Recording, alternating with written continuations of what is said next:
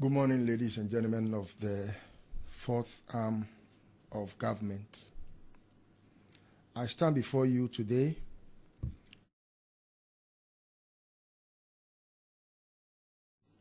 in shock, tremor, trauma, heartbroken, and highly disturbed. As I deliver one of the greatest state-capturing scandalous deals ever to have hit our beloved, vulnerable country, Ghana, our motherland. For me, patriotism, that vigorous support for our dear country, is very key to the collective success and progress of our dearest country. As a patriotic citizen, I find my work as a public advocate and an investigative journalist a service to God and Ghana, our motherland. My work involves probing specific topics, uncovering wrongdoings, exposing hidden agenda or hidden information, extensive research into several topics, painstaking analysis, in-depth investigation, etc. All these aim at revealing facts that might otherwise remain hidden from the general public, thereby protecting the rights of interests of individuals, entities, etc., who may be unable to advocate for themselves.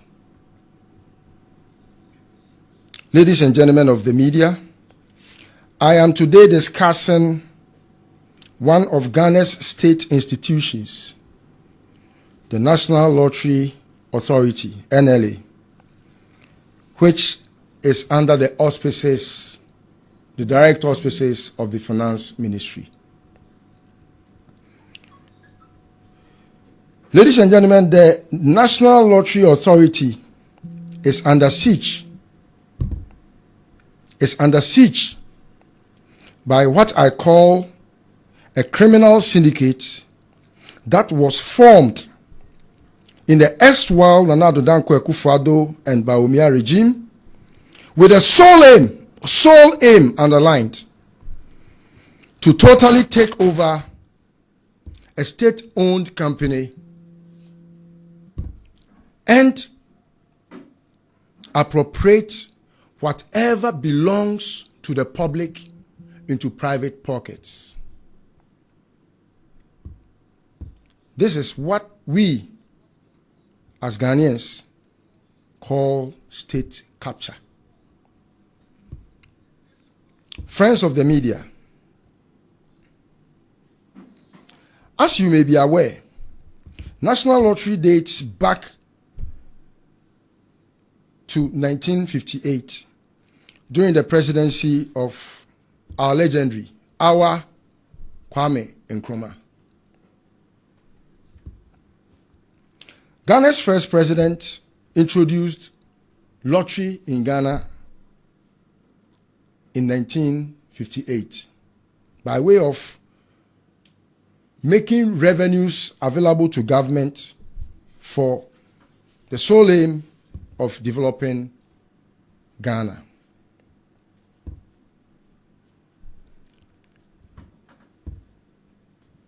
The government at that time established the Department of National Lotteries under the Lotteries Act 1958, Act 37, with the primary objective of generating revenue for the state through legal and regulated lottery system. Operating under the Ministry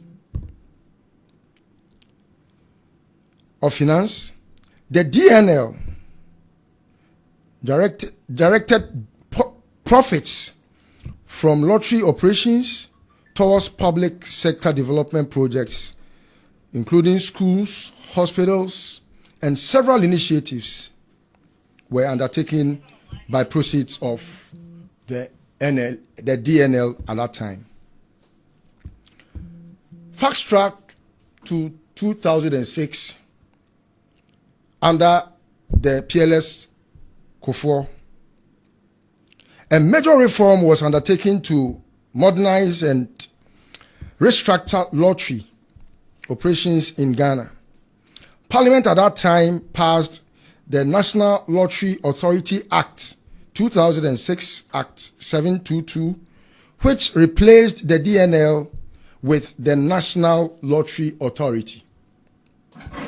Under Section 2 of the Reform Act, National Lottery Authority Act 2006, Act 722, the core objective of the NLA is to raise revenue for national development through regulations, supervision, and conduct of lottery and regulated game in a responsible and transparent manner. Sadly, the NLA today, as you see it, is a Trojan horse, since it has abandoned its course and is now like what I call, with cap in hand, begging what was supposed to be a subordinate for arms. Ladies and gentlemen, the reforms granted the NLA greater autonomy and monopoly and a more commercial-oriented mandate that the NLA was tasked not only with conducting national lotteries but also with regulating and supervising all the operations of the country, the lotto in the country. Now, under the new reforms, the NLA was established as a corporate entity with a board of directors and a director general, enjoying operational independence while remaining under the policy and oversight of the Ministry of Finance.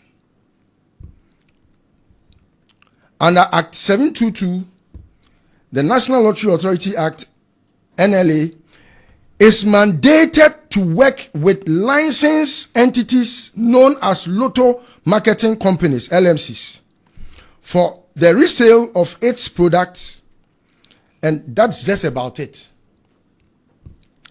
The Act requires that LMCs pre-finance the purchases of lottery products from the NLA before reselling them. Now, as a marketer, for example, if I have a product to market, I don't own it. I'm coming from the marketing background. I don't own products. For example, I was once upon a time the marketer for Samsung.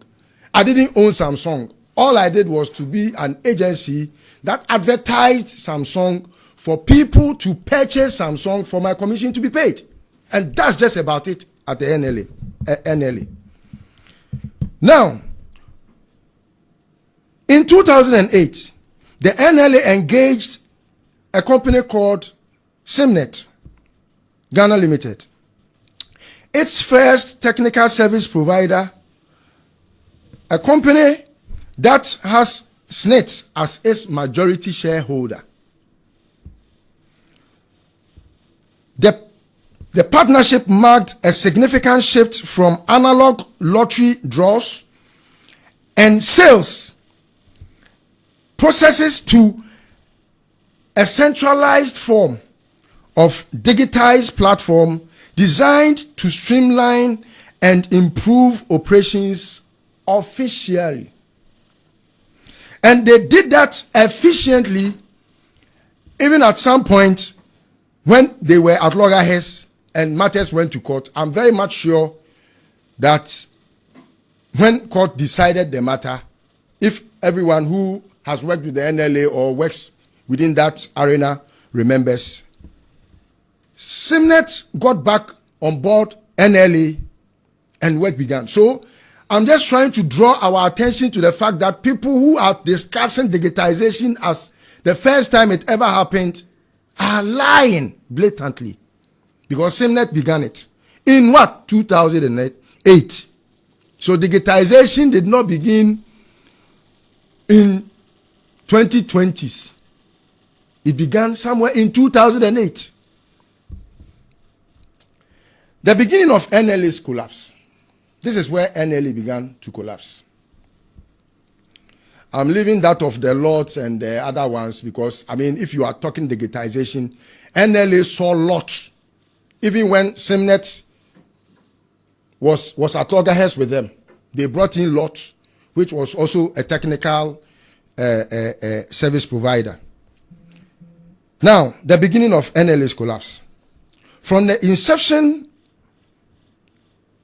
up until 2017, from its inception up until 2017, National Lotteries Authority consistently operated profitably and conducted to its state consolidated funds some contributions that were, even though not as huge as we needed, but very significant. It has expanded its operations 7 days a week. During the period, the NLA was known for promptly paying winnings to its stakers and commissions to its lotto marketing companies. So, you are a lotto marketing company, you have your own agents who will sell your coupons or advertise your platform and make sales. After you are done, what NLA does is to pay you your commission and not you making money to go and pay money to NLA. That is the beginning of the collapse of NLA. And so, please, let's take note here that NLA is not an organization that should be taking money paid from a private firm. No. NLA takes all the monies and pays commission to licensed marketing companies. In this case, lotto marketing companies. Moving forward. However, the authorities' gradual decline began during the tenure of the new patriotic party, marked notably by the appointment of Kofi Osei-Ameyao as director. The leadership of Kofi Osei-Ameyao as Director General of the National Lotteries Authority, spanning from 2017 to 2021, was widely regarded as the turning point that marked the beginning of the period of significant institutional decline. So, if you have followed how criminals who form such syndicates operate, they make the state enterprise look very bad in the eyes of its owners, in this case Ghanaians. So Osei-Ameyao went to NLA to cause its decline so that people would think of NLA as a collapsed institution or entity. So that is how he began. Now, after he did that, let's look at how the last nail was put in the coffin. While his appointment initially came with a huge expectation for reforms, modernization, and revenue growth, his administration was untimely characterized by a series of controversial decisions, administrative lapses, and governance challenges that contributed to the erosion of NLA's operational efficiency, stakeholder trust, and financial stability. Under Osei-Ameyao's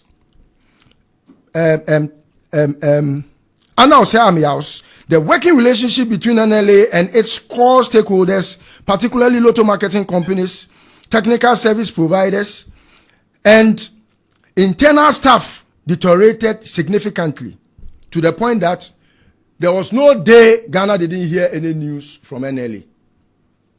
At some point, he would not even pay winnings. And it's historic. Since Nkrumah's time, there has been no time that winnings, and as I speak to you, NLA is still in arrears of some winnings that have not been paid. And it began from Osamiao. So I'm trying to let us avert our minds to how they decided to collapse it, to own it. Under Amiaus, the several LMCs also reported being unfairly treated, with some losing their license or contracts abruptly and without any due process. They don't respect law.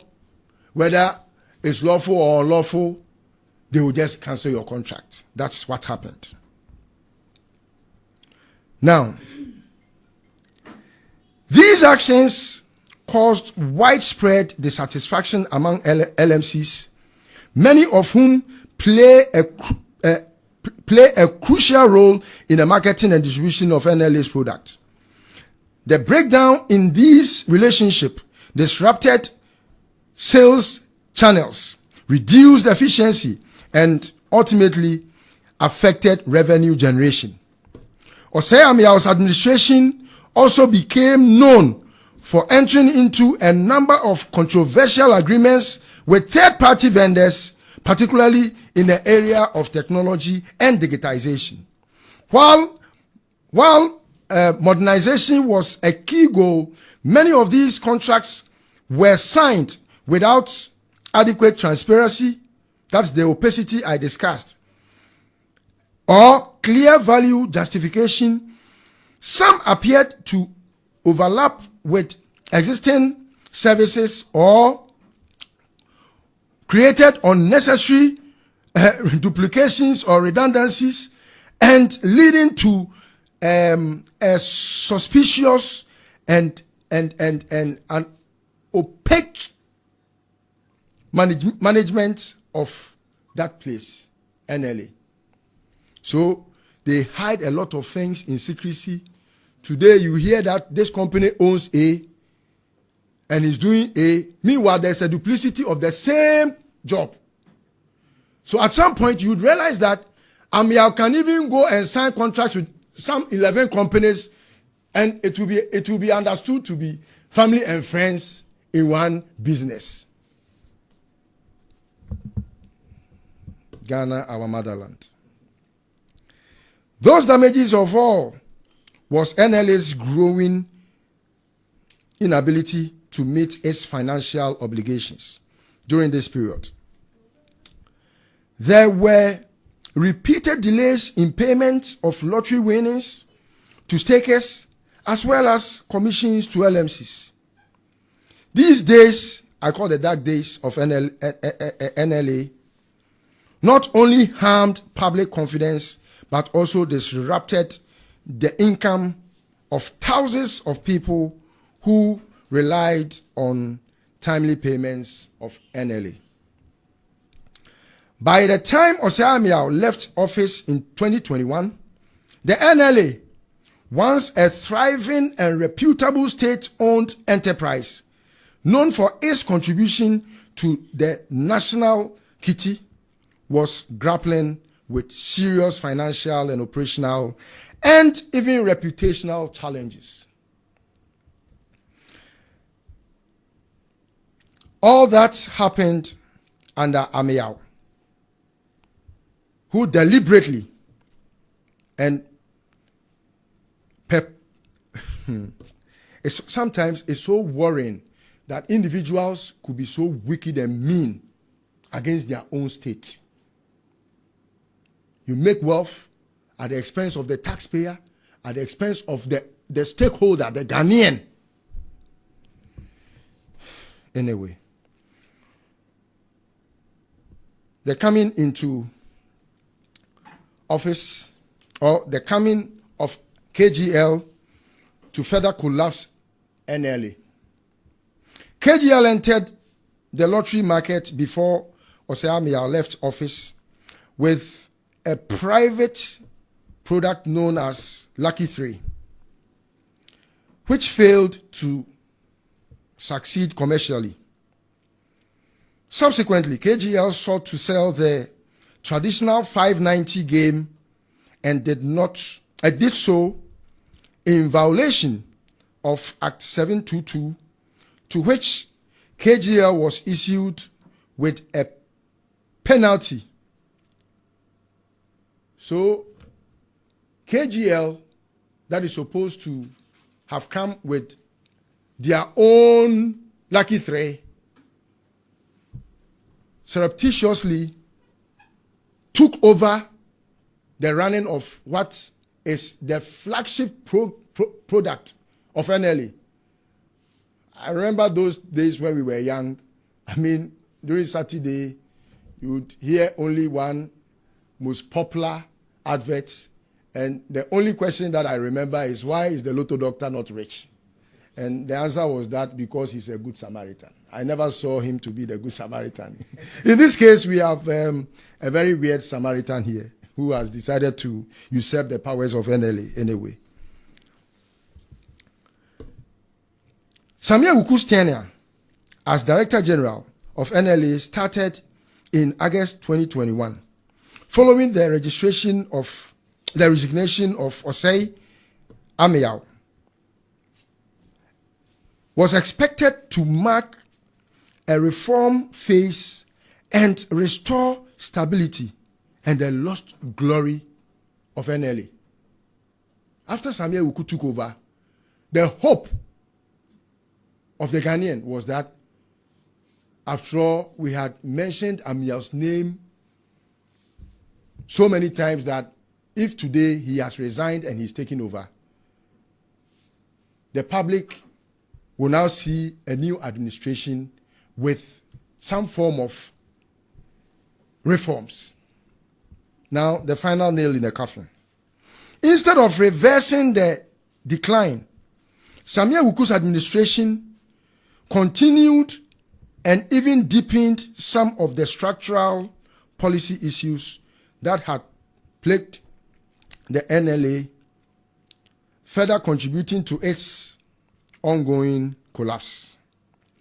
Rather than engaging KGL lawfully through a transparent LMC framework, Sammy Awuku's board, in violation of Act 722, granted KGL an exclusive right. Please listen to this carefully. They are giving KGL an exclusive right of something illegal, something that is supposed to be managed by NLA, the National Lottery Authority, who has the monopoly, the sole mandate to sell the lotto. Granted KGL the exclusive right to operate 590 in a digital space. This is the beginning, or this marks the beginning of the creation of the special purpose vehicle, what I call the SPV that the criminal syndicate created. KGL is a criminal syndicate.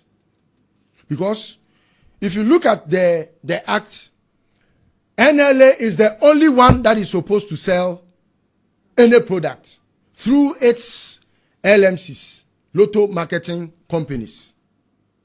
So, if you allow for a lotto marketing company under the guise of owning what is NLA's flagship product, I'm a marketer. Like I used the scenario of Samsung. I didn't own Samsung when I was advertising Samsung for people to buy. I didn't own it. I'm just a marketer. And by the name, lotto marketing companies, they don't own the products. Even in the case that you have created a product that you want to sell, you still have to take it back to NLA for NLA to own it and make your sale. NLA takes all the monies and pays you your commission. Like I was paid my commission by Samsung. I didn't own it. Marketers don't own products they sell. They only do advertisement, sales, distribution. In a worst case scenario, even when monies come to you, you take the money back like radio stations and TV stations do. When your marketers go to the field and make clients available to the companies, what you do is not for the marketer to take money and pay radio stations or TV stations what they think they should pay. In the case of KGL, that is what is happening. KGL goes to town, makes money, comes to pay money in the kitty of NLA as if KGL owns NLA. It's like Bank of Ghana giving a mandate to a private bank like say Eco Bank or like a Car Bank, and now going to Car Bank on behalf of NLA. The word is on behalf of NLA. In return for commission. Marketers take commission solely. If you see any marketer taking any money other than a commission, he's a criminal. So that's how I see NLA. In business or cahoot with KGL in a criminal enterprise.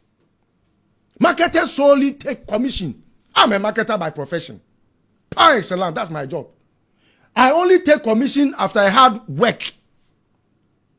If you don't work hard, there is no money for any marketer. Unless in some instances, people are paid monies to help them realize some businesses. Those ones are stipends that companies will give.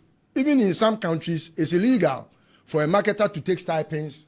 Like in the case of, I wouldn't want to go back in there. You remember the Airbus, which was in court. In that country, it is illegal for anyone to take an agency fee ahead of time. In Ghana, it is not so. You can take an agency fee, like if you want to go and look for an apartment or something, the agent takes you money to show you the apartment. Those ones, they are legal. But in some jurisdictions, you can't. Here in Ghana, unless you have made a sale, you don't take any money. And you don't do the sale for yourself. You do the sale on behalf of, in this case, NLA. That is where the trouble is.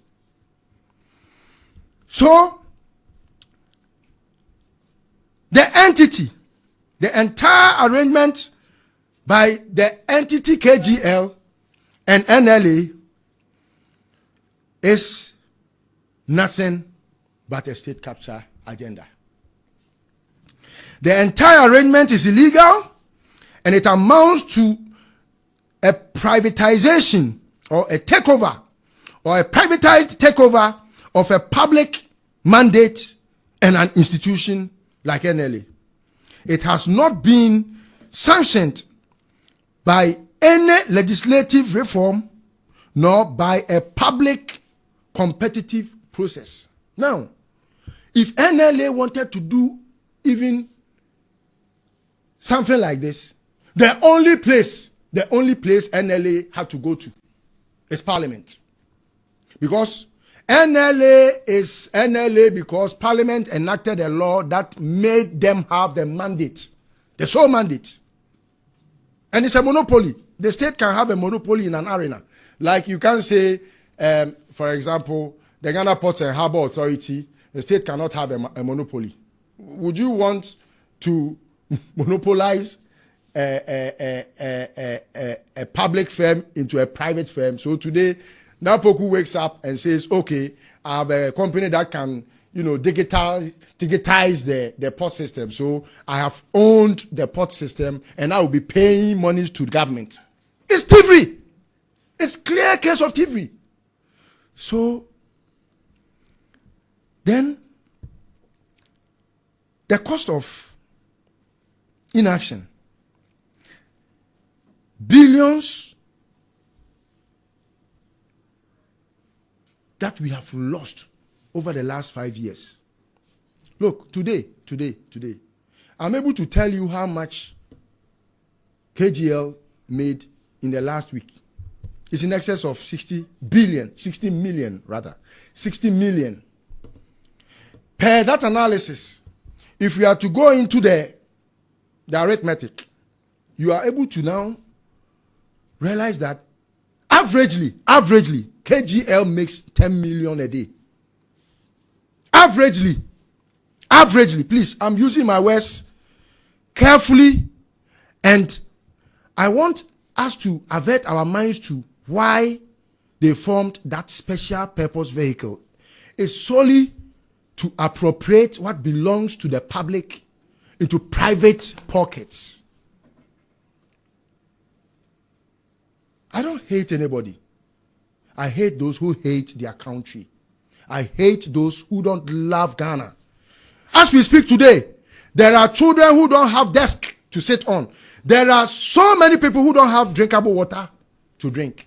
So many places that you have no motorable roads. And all these monies are leaking into private pockets. That is why yesterday I met a certain businessman, a renowned businessman in Ghana.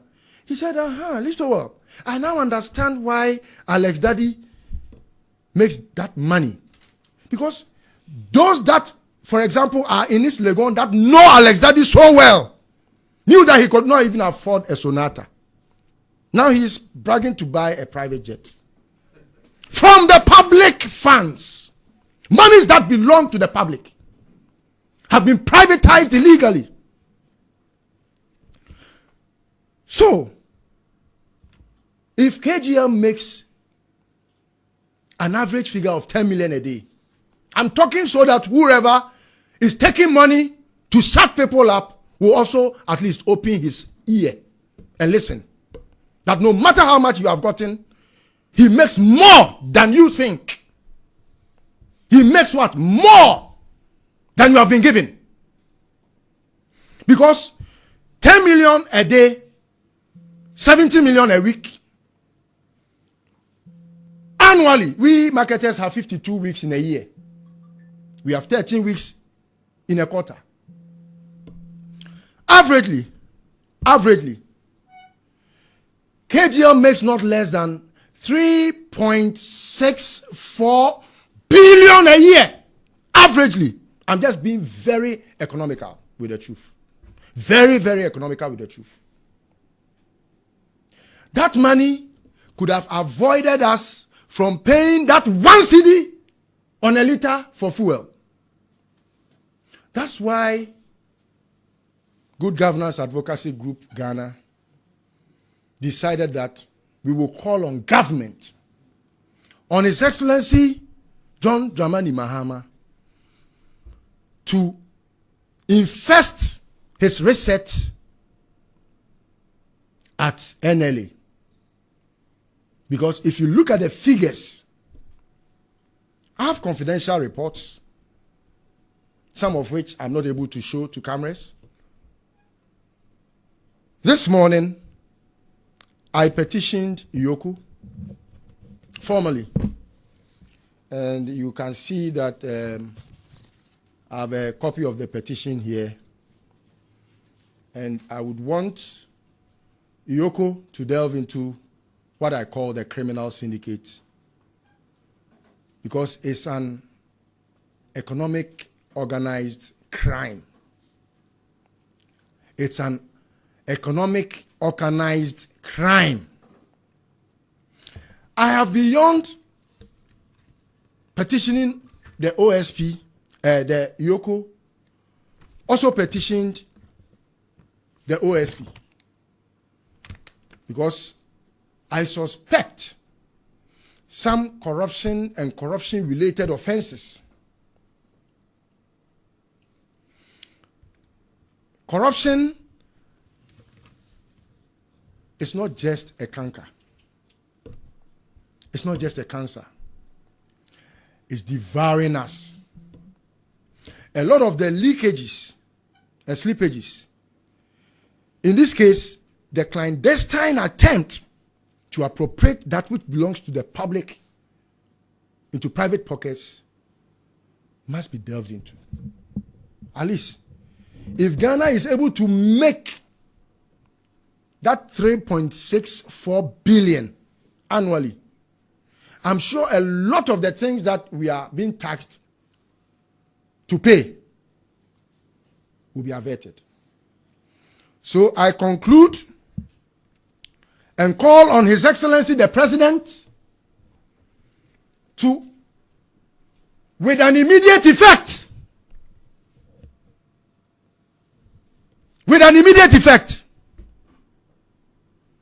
task the board of NLA to cancel the illegality immediately with an immediate effect.